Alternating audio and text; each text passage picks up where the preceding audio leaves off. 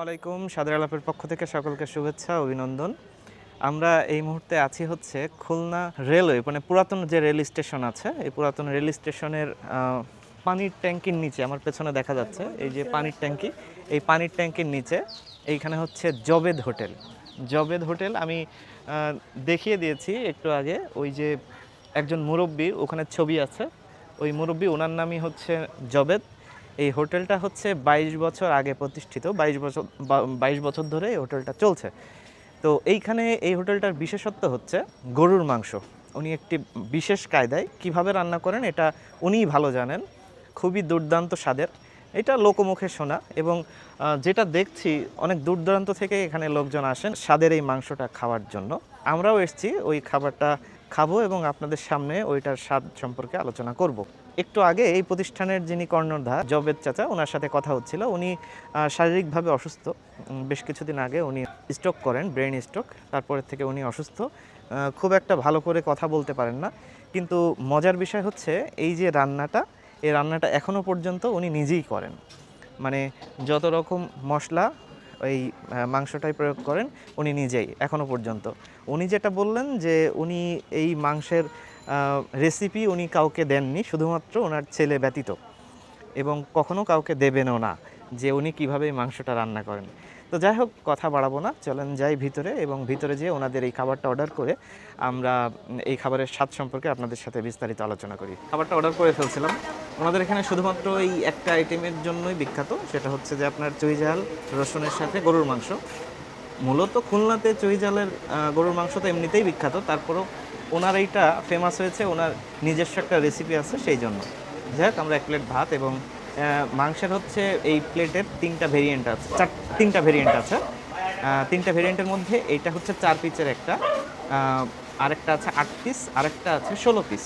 তো যথাক্রমে যদি আমি দামটা বলি, এই যে এই বাটিটার দাম হচ্ছে 170 টাকা, আর আরেকটা আছে সম্ভবত 340 টাকা, আর একটা হচ্ছে 680 টাকা। 680 টাকা যেটা, সেটা 4 জন খাইতে পারবে। আর এই কোয়ার্টারটা একজনের জন্য আমার মনে হয় কোয়ান্টিটি যথেষ্ট। তো চলেন আমি শুরু করি। মাংস কিন্তু যথেষ্ট সফট, যথেষ্ট সফট।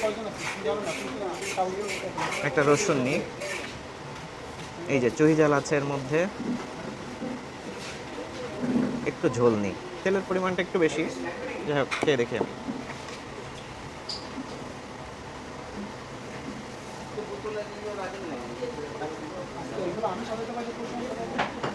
বিসমিল্লাহ।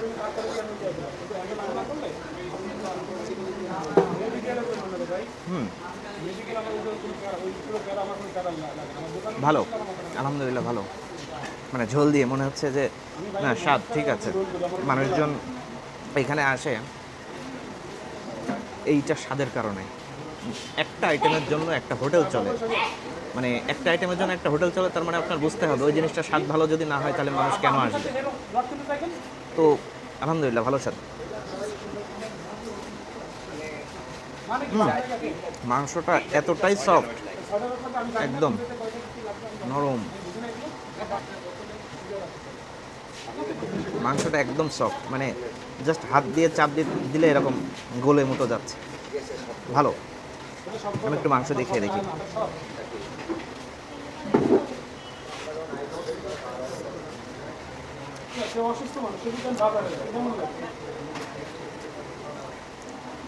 অসাধারণ ভাই, মানে যদি সুযোগ থাকতো জবেদ কাকার কাছ থেকে রেসিপিটা নিয়ে যেতাম।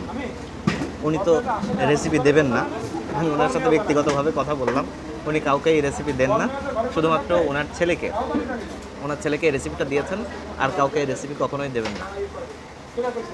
ভালো, ডিফারেন্ট স্বাদ।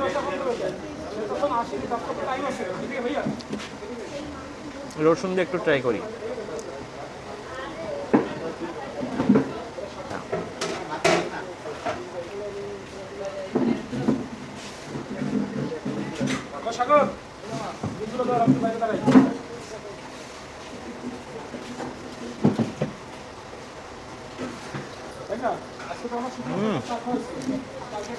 পুরো মাখন, আমি ভাষায় প্রকাশ করতে পারবো না। অনেক ভালো, অনেক ভালো, আলহামদুলিল্লাহ। দেখেন, অনেক দূর দূরান্ত থেকে যারা ভোজন রসিক আছেন তারা আসেন, খাবারের স্বাদ যদি ভালো না হয় সেই প্রতিষ্ঠানটা টিকে থাকা খুব কঠিন, মানে সেই প্রতিষ্ঠানের ক্ষেত্রে। তো অবশ্যই ভালো, আপনারা আসবেন, ট্রাই করবেন। আমি লোকেশন বলে দিয়েছি ভিডিওতে, এইভাবে চলে আসবেন। পরবর্তীতে আমার ভিডিওতে একটা কমেন্টস করে যাবেন যে আসলে কেমন ছিল, আমি আমার কথার সাথে মিল আছে কিনা। খুবই ভালো স্বাদ। রেজাল্টটা একটু ট্রাই করি।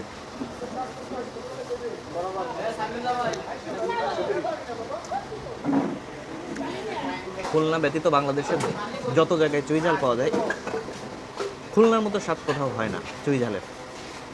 কেন আমি জানি না, খুলনার মতো চুই ঝালের স্বাদ কোথাও কোথাও হয় না।